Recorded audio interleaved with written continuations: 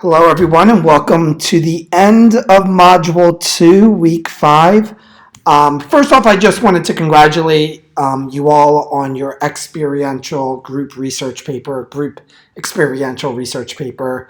Overall, each of the groups did an outstanding job.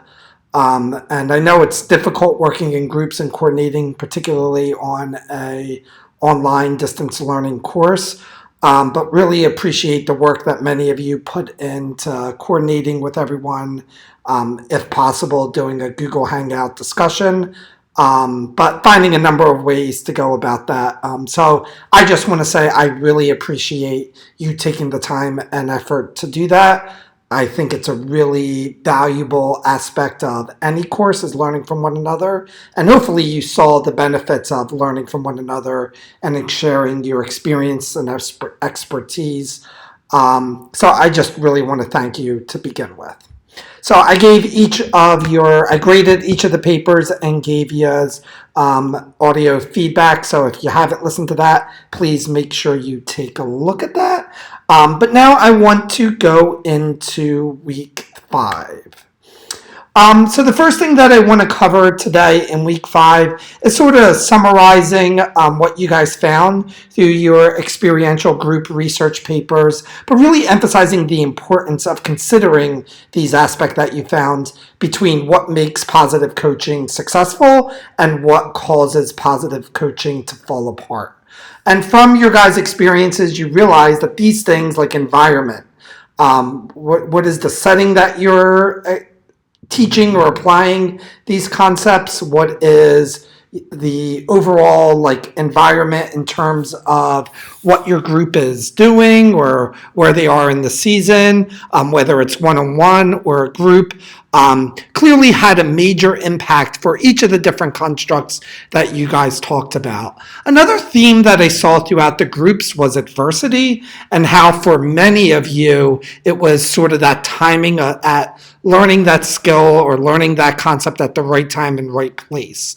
Was extremely important. One group more talked about trying to overcome adversity by just being positive, or just having that positive self-talk, although I would really push each of you to think about a little bit more, not undermining or not, I shouldn't say undermine, not undervaluing the benefits of negative emotions as well as positive emotions and positive self-talk. Because often when we're facing adversity and spending that time reflecting and having those coaches, teachers, peers, or other people in our lives to go through at that time, it's a great place one-on-one to use a lot of these skills.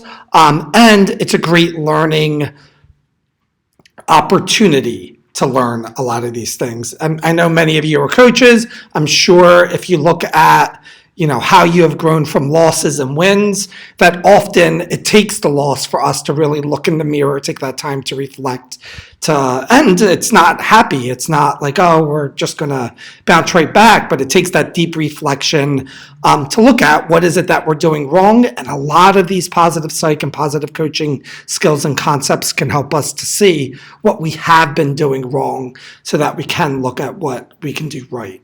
So again, timing, the value of discussion, the value of peers discussing these concepts really helps for them to internalize the information. Also, a number of you touched on the difference between a peer saying something versus a coach, leader, or teacher. My best practice recommendation is having a hybrid approach. So you as the coach, leader, teacher, being able to explain the construct, but then really having that peer there to show how it works and how it works in their lives, or having a peer discussion. One theme that was critical throughout each of the different groups was that importance of relationships. Developing that relationship firsthand, having that good relationship was critical for each of your experiences in you being open to the different concepts, listening, and really including that in your lives. And again, just having that relationship, in my opinion, is a positive coaching skill or concept. Just by providing that and having that person that they know that they can go to, I mean, to me, that's job well done. And the research shows that if kids have at least one person in their life, if humans have just one person in their life that they know they can go to, that can be that support for them, it strongly amplifies their ability to be resilient when going through something tough. With that, a number of you guys discussed vulnerability and whether it was being vulnerable yourselves to look more into like what's going on and sharing with others, or it was like a coach, leader, teacher, or peer expressing vulnerability to you that helped you see that you weren't alone, to help you see that like they were able to overcome the stuff, so I can do it too. So when you're thinking about it, whether you're teaching goal setting imagery or mindfulness or positive self-talk, expressing that vulnerability of times that you have struggled can really make a big difference to them being able to see that, all right, it's not just like my coach is squared away all the time and is, has everything in check, but that they struggle too. And it's okay for me to struggle as I'm learning this or trying to apply this stuff in my life. The last piece was reflection. And I really, really think that this is one of the critical aspects that often get overlooked when teaching positive psychology or positive coaching skills or concept, is that need for creating an environment, creating the relationships, all of this stuff, but creating that time for deep reflection. And if you think about like the athletes, students, or business executives that you might be coaching, how often do they take time out of their day-to-day lives to just kind of sit and think, just kind of take track of what's going on in my life as they're learning different things, sitting down and taking that moment to think like, all right, how does this apply to the different goals that I have? How does this apply to the past experiences that I have? Really taking that time to internalize what's being taught. And that time, those strategies for helping people to reflect, I think is critical for this stuff to lead to behavior change. And all the experience I have, if you take out that reflection piece, then I think it loses a lot. The one thing though that I would caution against, so there's a lot of research on the benefits of reflection. There's all sorts of different things of like, having athletes journal and storytelling and all of that, which I think is wonderful and great. In your papers and in my own experiences, be careful of assigning extra homework. So finding authentic in ways to help them to reflect without making it something more that they have to do. Because if you require like each of your athletes to write a reflection paper or whatever it is, it becomes kind of like a school assignment. Then it becomes something that they have to do, kind of check the box, rather than really taking that time to reflect, to think, to, put into mind whatever it is that they're doing. So instead, maybe incorporating it into practice or incorporating things, which, I'm a big fan of, positive coaching or positive psychology retreats, but creating that space for them to reflect as you're integrating this stuff, I think is critical throughout. So with that, that leads us into this week. So this week, there's 3 parts to what it is that you will be doing. And the first part is the reading, which ties into the reflection piece that we talked about. So the other 2 readings were a little bit longer. This one, I don't know how many words, but I think it's about 500 words. It's a website article, and it's on a construct called the Default Mode Network. And this is really that piece of reflecting and the benefits or the importance of reflecting in terms of meaning making, like incorporating that information that you're learning to your day-to-day lives. And it's a very different part of our brain than the brain that we use when we're accomplishing a task. So for those of you who are teachers and coaches, it might be a different way of approaching how you teach different skills or different concepts versus how you're teaching how to shoot free throws, where you really want to be focused on like what you're doing. It's a different approach to that. So to find that reading right over here in the module list or whatever, it will be right under where you handed in your experiential group research paper, right before where you hand in your research theory paper. Click this link and it should take you to the article. Let me know if you have any problems, and this is what it looks like. Another reading, which is optional, but from what a lot of you guys shared, I think it will be really valuable. Made to Stick is actually a book for business executives, advertising, that type of stuff. But it really is an invaluable tool, a super valuable tool, I should say, in terms of helping you to be able to create experiences that will help and make a lasting impact. So I highly recommend. I kind of took out the parts that I think would be most beneficial for you. So please, if you have the time, whether it's now or next week, feel free to take a look at that. So part 2 of this week is your research notes. One thing that I would like to push as you're finishing up your research notes for your theory paper is really emphasizing, again, working together and collaborating. If you find other people that are working on the same topics you are, I highly recommend maybe taking a minute or two to reach out to them and just see if you can schedule whether a call or a Google Hangout thing, just to see what is the different research that each of you guys came up with. What are the different things that you're thinking of doing? If you want to collaborate, and I'll give you the option to pull your resources together to write a group research theory paper, you have my blessing to do that. Just both of you, just let me know, send me an email, and both hand in the same paper.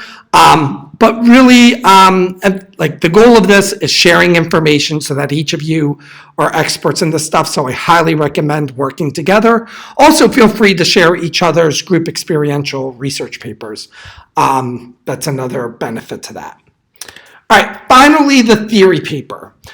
So just for starters, this is like an academic master's level paper, so it should be an APA and works cited. Again, if you found people working on the same constructs that you are, feel free to combine resources and hand in one theory paper. I really think that the value of and the effort that goes into working together far outweighs doing your own, so you definitely have the option to work in pairs or groups if you would like. So the goal of the theory paper is to become an expert in the positive psych or coaching skill or concept, that whatever one you choose, so that you can consider how it can best improve performance and well-being. So from all of the things that you looked at the high points as to what's going on, all those nuances that go into it, the goal is that you need to really understand what it is about either goal setting or imagery or mindfulness that enables it to work, so that you can adapt it to meet your audience, taking into account environment, timing, adversity, reflect all of that good stuff. But you need to really understand the nuances of your skill to be able to do that without losing the critical aspects of the skill or concept. Also, I really want you to be considering, as you write this paper, how does it differ for well-being versus performance? So when it comes to mindfulness, what are the benefits that it might have for well-being versus what are the benefits it can lead to performance? Does it contradict at all? Again, performance and well-being aren't the same thing. They can work well together, but sometimes they work in opposite directions. So taking that into account. How I'm going to grade this? So it's 15 points total. I'm going to assign 5 points for how well you answer the questions. What is the positive psychology or coaching concept or skill? How has it been applied? What are its known causal benefits? What are its potential correlation or theoretical benefits? 4 points for how does it work? So what are the mechanisms? What are the aspects of it? The active ingredients that cause the benefits.